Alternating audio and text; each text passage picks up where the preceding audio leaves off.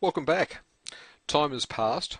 Our suppliers have had our orders for a while now, and they've probably been sending you back updates advising you of the current status and flow through their production or supply chain system so that you know exactly where the order is up to in their process. And of course you would have been updating your purchase orders with that information, updating the status of the overall order, so that the key people and stakeholders interested in that information within the organisation have been getting advised of that. Eventually though, your supplier will send you a commercial invoice. This is a legal document that's sent before the goods leave their shores, typically just advising you of exactly what is going to be sent on an individual invoice of theirs and what you'll be charged, and it's something that you need to enter up into the system. So to do that, we'd go into the importing system, transactions, commercial invoices, and we'd select commercial invoicing processing. The screen itself is very similar to the process and screens that we use for domestic suppliers. We have the option of entering an order number or order numbers in relating to the actual invoice that we've received, which your overseas supplier is definitely going to provide you. So they might have told us that they're supplying on our order number 1527.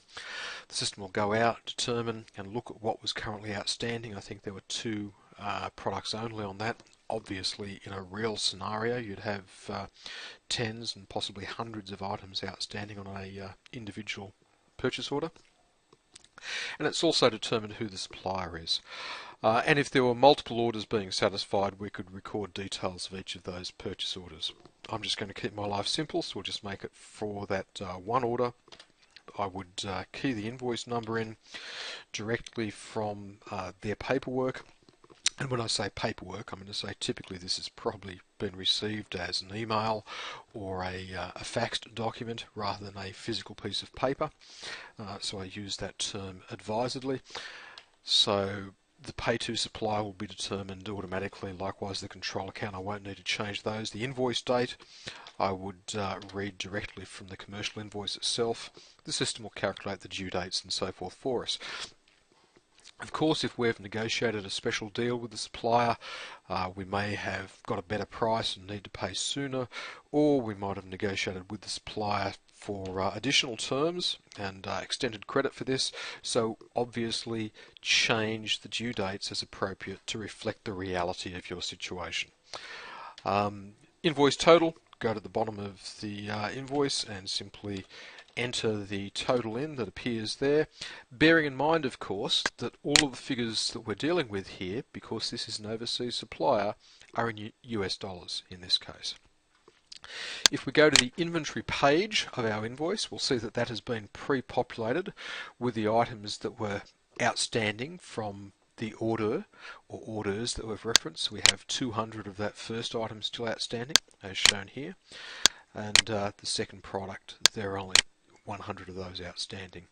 In both cases the quantity we've been invoiced is 0, so that normally you would go through and enter those quantities as they appeared on the commercial invoice, or the other alternative, if you received everything that you had ordered or substantially everything that you'd ordered, you could just hit the receive all button and that will adjust the invoice quantities to be whatever was actually outstanding.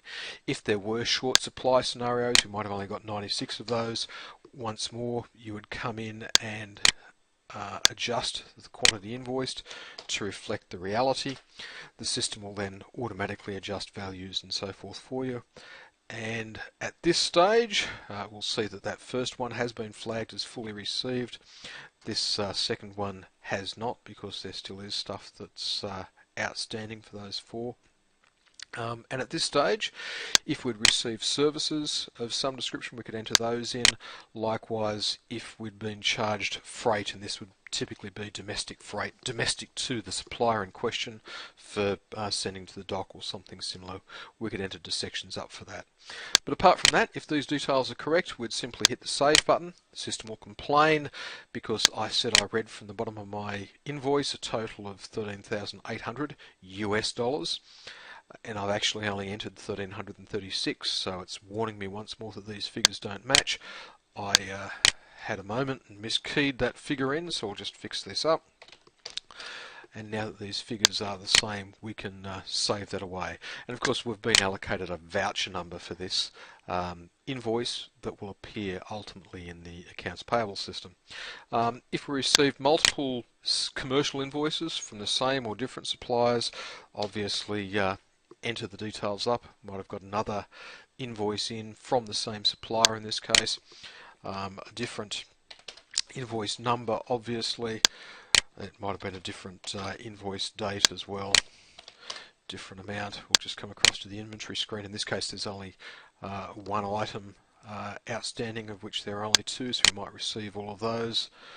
And once more I'll learn from my last mistake and just adjust this figure down here, $56.46, and just save that. So that's it. That's entering a commercial invoice. Now, as I said, this would have taken place in advance of, certainly in advance of you receiving goods, and typically it would have taken place before the goods actually left those foreign shores. So there's nothing real worrying, confusing or challenging about those commercial invoices. The next thing that would happen in terms of steps would be we'd need to enter some shipping information up. Now the shipping information, it may be that you are sending across a container, a bag, whatever it happens to be, depending on the size of the shipment, but a shipment coming in from overseas may have products from a single supplier. It may be products from multiple suppliers. It may have one commercial invoice on it. It may have many commercial invoices on it. It doesn't really matter. But what it does matter is that you will be given a bill of lading from someone, somewhere, probably your customs agent or overseas shipping agent, if you're handling these themselves, and they're going to give you a bill of lading number, which I'll record in here and physically make this. The vessel involved actually left on the 5th of April. Shipment or flight details.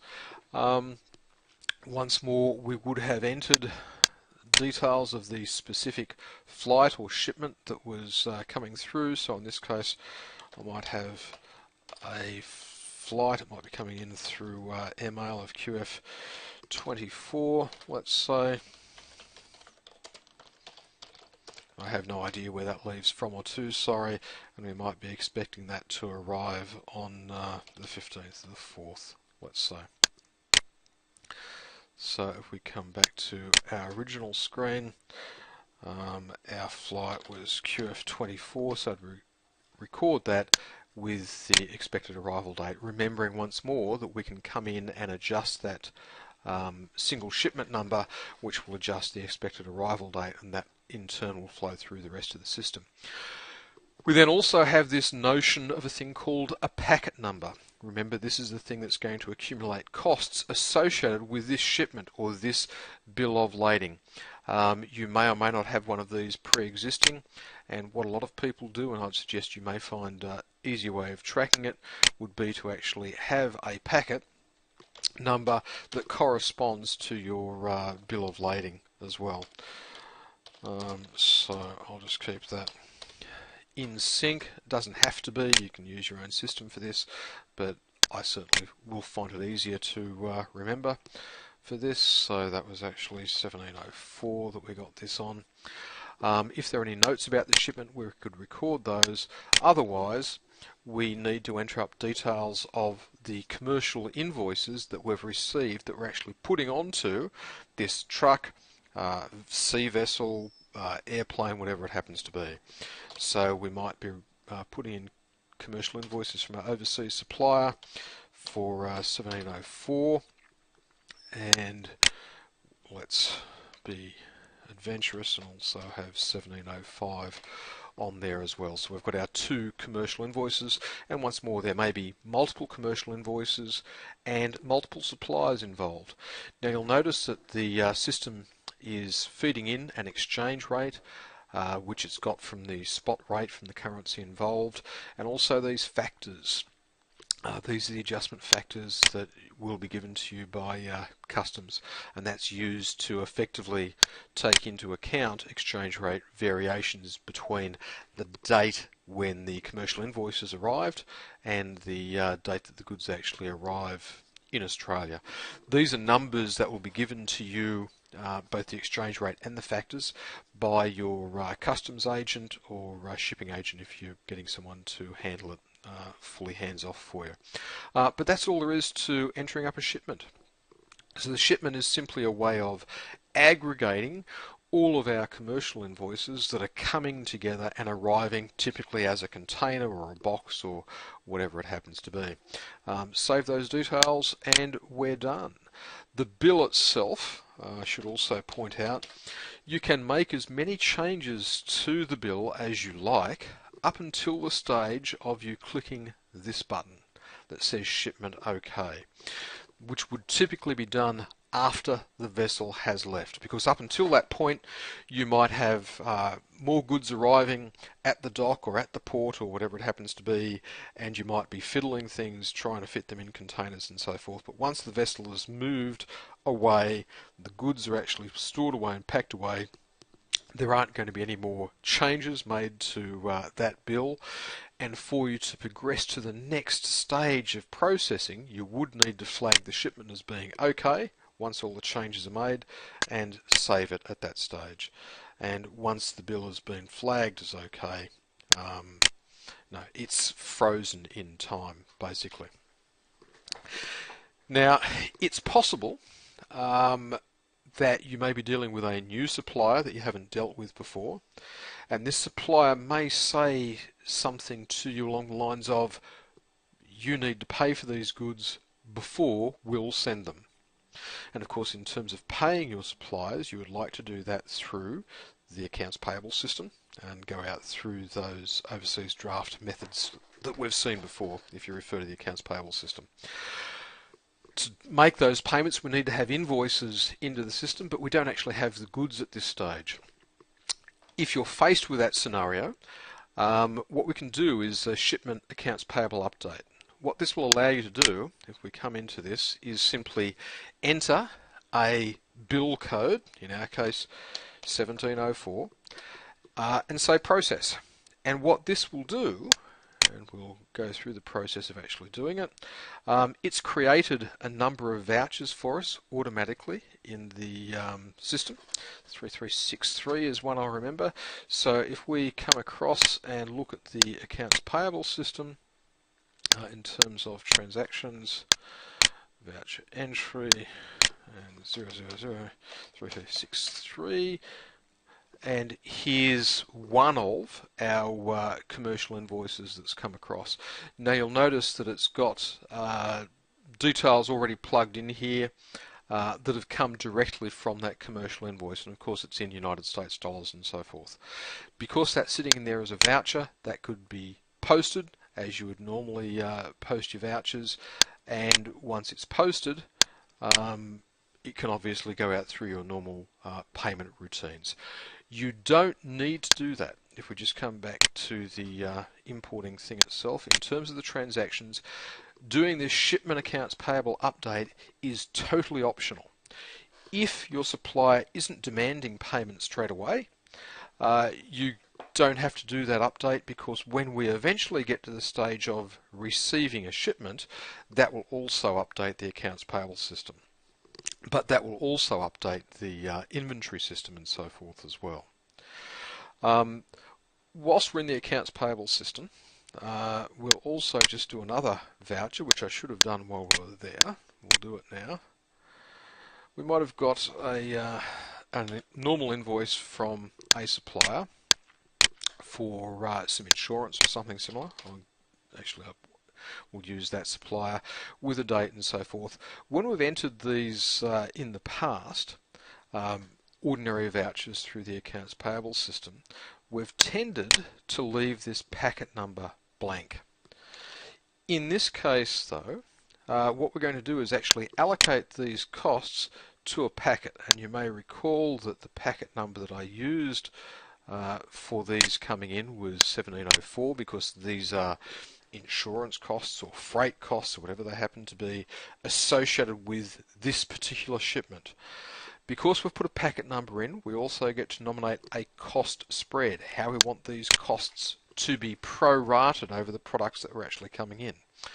And as I said previously, if it was insurance, that would typically be based on a dollar value, or quantity if it was handling, volume or weight if it pertained to shipping, and so forth. So these are just the methods that we have available for apportioning these costs over all of the items on the shipment in this case, because this packet pertains to the shipment as a whole. So we might have had an invoice bill totaling $250 Australian, let's say, and we just put that out to, actually if it was going to be for insurance, it'd probably help if I used a insurance account, just so it has more meaning for you. So we'll just go and find an insurance account out there. That one will do nicely, thank you.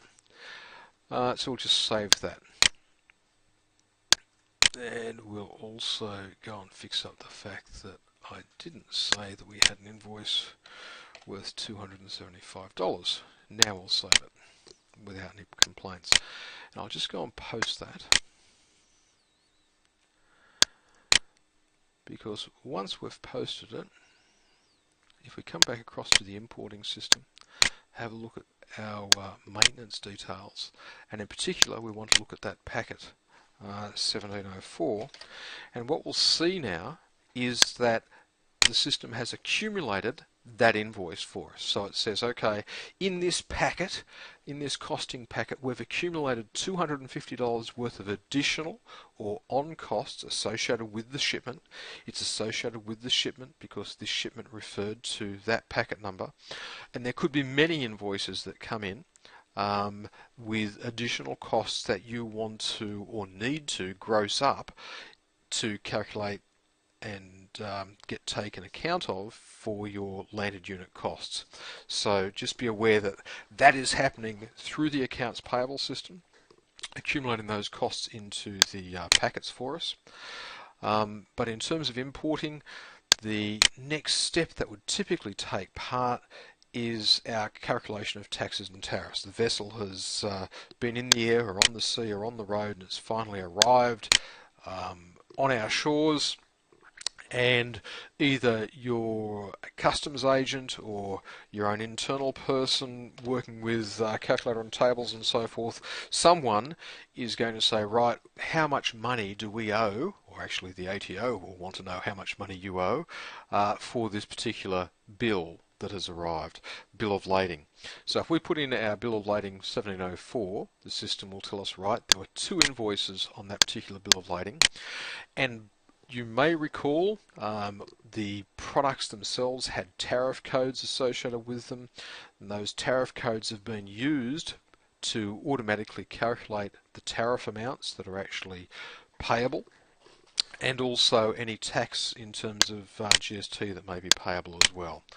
If everything has been set up correctly in the system, simply entering the bill number is all that you would need to do, and the system would calculate these figures out for you automatically.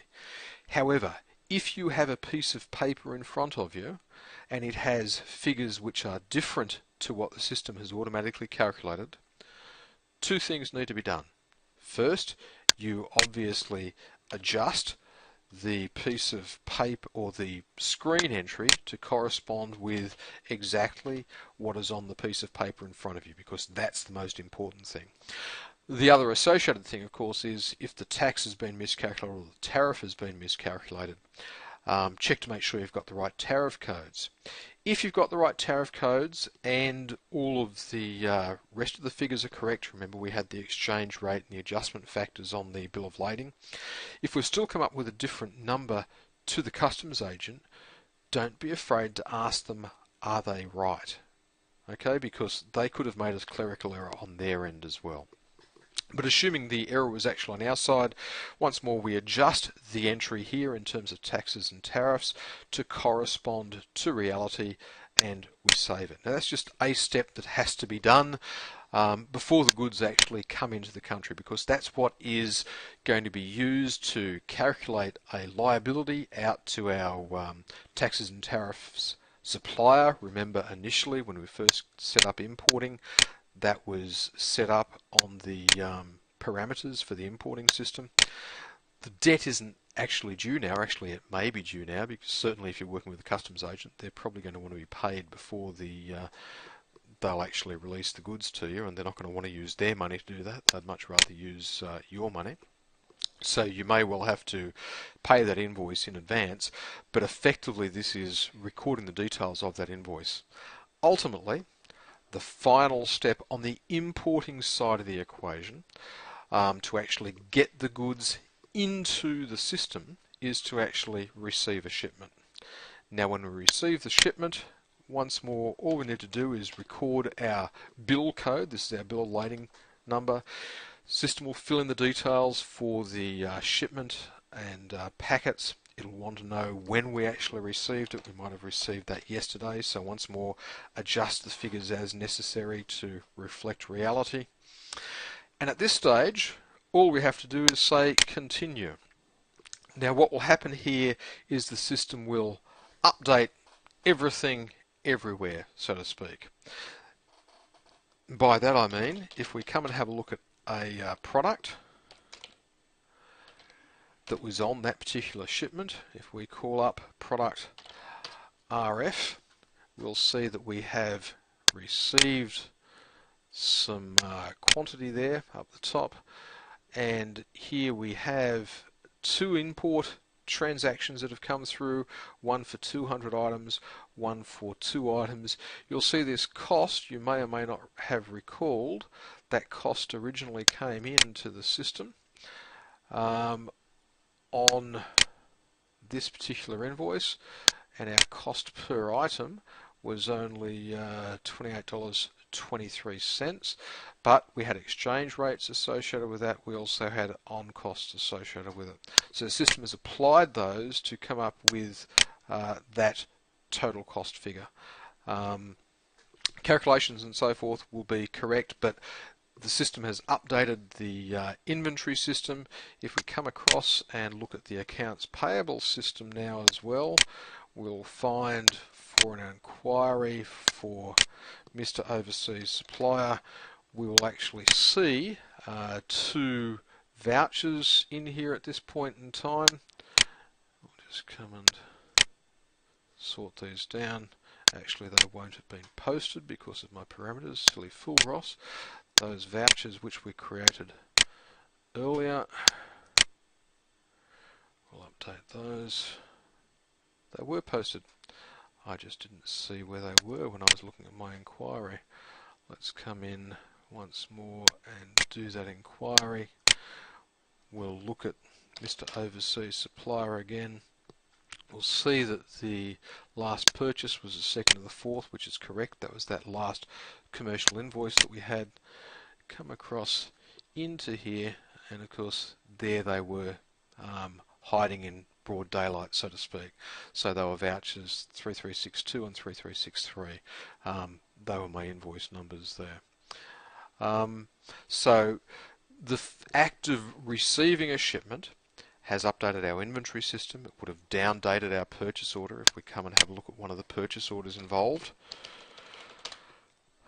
What we'll now see for, say, order 1527, if we come across to the product screen, we'll see that each of these products has now been received in. So we've received the full amount for that first line. This second line for our sky hooks, we ordered 100, we only got 96 in, so we've still got 4 outstanding. If we're not expecting to get those in, we could just come and adjust the ordered quantity down to 96 if you wanted to, and then the system will know that it's not going to be expecting any more of those products in. The only real inquiry that we have available is a posting posted shipping information inquiry, which allows you to nominate a bill of lading number, the date that that particular shipment left, and to see then all of the commercial invoices that were included on that commercial invoice or on that bill of lading that came through. So in other words, what arrived at the same time in the same container. In terms of reports, you can get lists at any stage and explore these as you will for outstanding commercial invoices. These are commercial invoices that haven't been included on bills at this stage, stock in transit by date or by supplier, a shipment report by packet so you can see what's actually been booked in by way of on-costs on a shipment, and you can also have a look at details of posted shipments from a supplier over a range of dates. And of course the only other functions that you have available to you is to reset shipping information and to see what's been entered into the system that hasn't been posted at this stage. But you also would have seen from the other screens I was jumping around to that the system makes no real differentiation between an invoice that's entered in the accounts payable system that's originated from importing as opposed to one that's originated from a domestic supplier. So if we're doing, say, our accounts payable inquiry, calling up our overseas supplier, looking at current transactions, if we click on this voucher number, we get to see the entries that were made out to the general ledger, and here's our general ledger dissections and so forth that were made, once more in US dollars. But from here we can say view details, which will bring us up to the details of the receipt, which although we entered as a commercial invoice, is presented here exactly the same way as any other receipt from a domestic supplier. In a nutshell, that's importing. It's not that dissimilar from receiving goods from a domestic suppliers. The only real difference from your perspective is the fact that A, the invoices are coming in a foreign currency, so the system will apply conversion rates to those. 2, the system will also add on costs for any additional costs that you've received in getting those goods into the country, and those costs are also going to potentially include things like fees from customs agents, and as well as freight and so forth for the actual shipping and so on, which I didn't include there, but extrapolate. But apart from that, the process is quick, easy, simple to understand, simple to do. If you bring goods into the country, then importing is obviously the way to go. In terms of using the importing system in Visage, because it just makes it so quick and easy to process. Thanks for watching.